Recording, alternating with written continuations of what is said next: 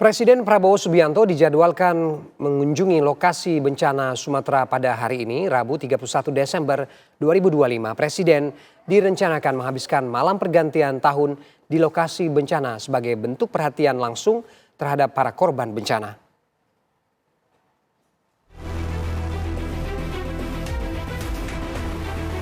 Presiden Prabowo Subianto dijadwalkan kembali mengunjungi lokasi bencana Sumatera pada hari ini, Rabu 31 Desember 2025.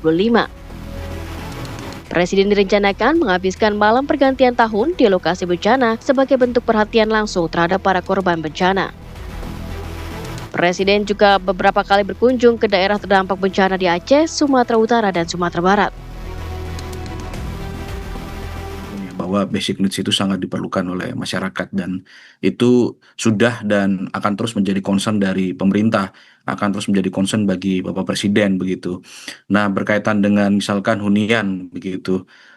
Tadi Pak Mensos, Kepala BNPB, Menko PMK, Menteri Perumahan juga menyampaikan bahwa per 28 Desember yang lalu itu Huntara di 3 provinsi sudah mulai dibangun dan sebagian selesai sebanyak 1.050 unit ya. Itu 450 unit dibangun oleh BNPB dan juga 600 unit dibangun oleh Danantara begitu.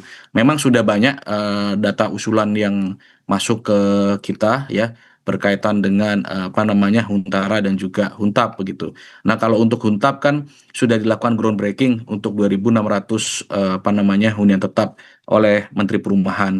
Nah, lalu berkaitan dengan pemulihan ekonomi, Pak Presiden juga sudah menetapkan kebijakan akan ada bantuan stimulan untuk pemulihan ekonomi sebesar 5 juta rupiah per kepala keluarga.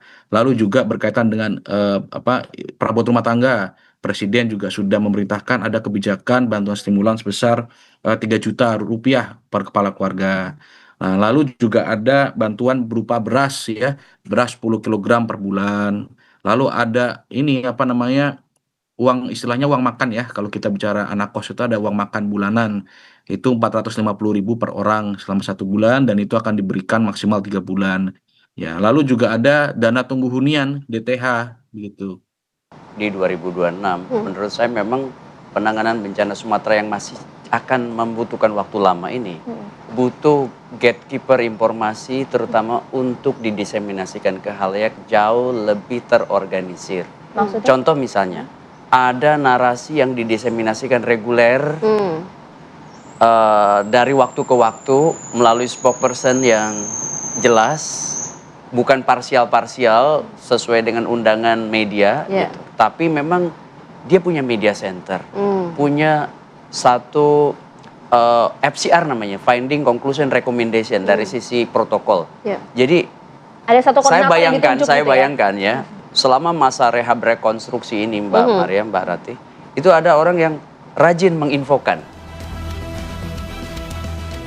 Negara akan terus hadir hingga proses pemulihan benar-benar dirasakan oleh masyarakat. Kunjungan Presiden kembali ke Aceh dan juga Sumatera, termasuk menghabiskan malam pergantian tahun bersama warga terdampak menjadi simbol empati, solidaritas, serta komitmen pemerintah untuk berdiri bersama rakyat dalam situasi tersulit. Dari lokasi bencana inilah tumbuh kembali semangat kebersamaan, harapan baru, serta keyakinan bahwa negara tidak akan meninggalkan rakyatnya. Tim TV One mengabarkan.